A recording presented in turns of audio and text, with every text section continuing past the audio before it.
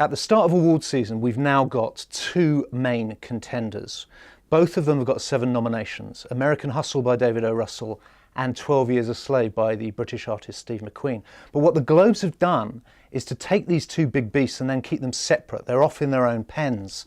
American Hustle is over in comedy or musical, and 12 Years a Slave is dominating the drama categories. Did you ever have to find a way to survive?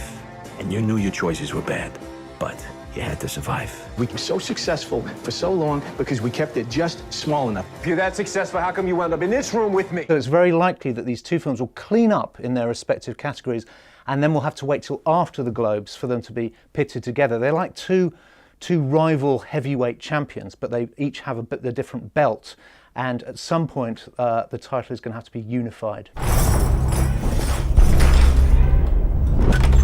Well, boy, how you feel now?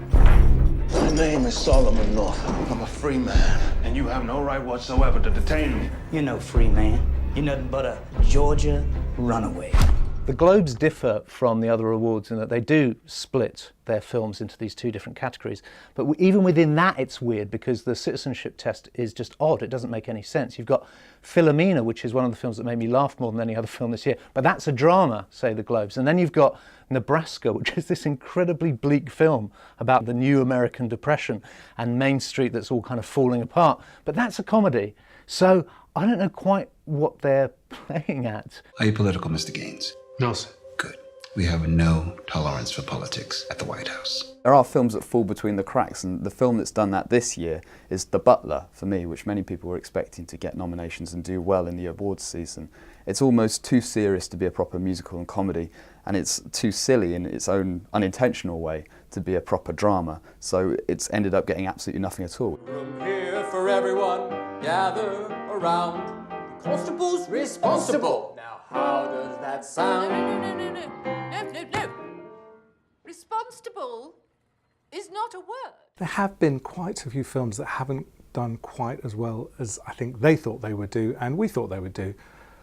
Saving Mr. Banks hasn't done particularly brilliantly. August Osage County hasn't really lived up to the hype, and Labour Day hasn't done particularly well either. One film I'm surprised to see a complete shutout of is Fruitvale Station, which is the film that won Sundance. I thought it was shaping up to be this year's Beast of the Southern Wild, you know, the real low-budget film that's got great reviews and has gone a long, long way on not much money. Golden Globes don't seem to have taken any interest in it at all, despite it doing so well in the American Film Institute lineup. We gotta get over on all these guys. That's what we need to be thinking about right now.